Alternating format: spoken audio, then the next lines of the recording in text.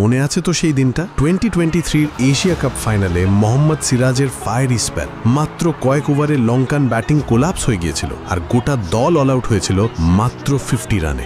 দেখে মনে হচ্ছিল যেন এটা কোনো লাইভ ম্যাচ না, বরং হাইলাইটস। এই ম্যাচটা প্রমাণ করেছিল একজন পেস বোলারও টুর্নামেন্টের ফাইনালের ভাগ্য বদলে দিতে পারে। ভারত সহজেই জিতে গিয়েছিল এশিয়া কাপ 2023। কিন্তু অবাক করা ব্যাপার, এবারের ভারতীয় দলে নেই সেই সিরাজই। আসলে এশিয়া কাপ 2025 শুরু হতেই ঝড় উঠেছে মাঠের বাইরেও। অ্যাকচুয়ালি ভারত ছিল এশিয়া কাপ 2025 এর অফিশিয়াল হোস্ট, কিন্তু পাকিস্তানের সঙ্গে পাহেলগাম ইস্যুর জন্য দুই দেশের রিলেশন এখন খুবই খারাপ। সেই কারণেই এবারের ভেন্যু তাই ইন্ডিয়া হচ্ছে না, বরং এবারের এশিয়া কাপ হবে আরব আমিরশাহীতে।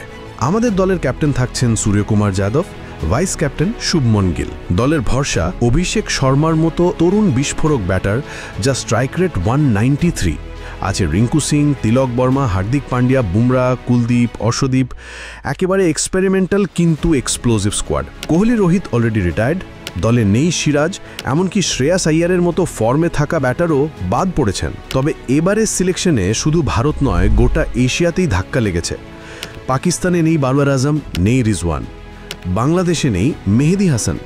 শ্রীলঙ্কা মাঠে নামছে অ্যাঞ্জেলো ম্যাথিউস ছাড়া। এমন স্টারলেস এশিয়া কাপ আগে কবে দেখেছেন মনে আছে কি? ফরমার চিফ সিলেক্টর শ্রীকান্ত প্রশ্ন তুলেছেন হর্ষিত রানা কেন দলে রয়েছে। এছাড়া ফেমাস ক্রিকেটার ডি ভিলিয়ার্স বলছেন শ্রেয়াস আইয়ারের বাদ পড়া নাকি কোনো অফ ফিল্ড ইস্যু।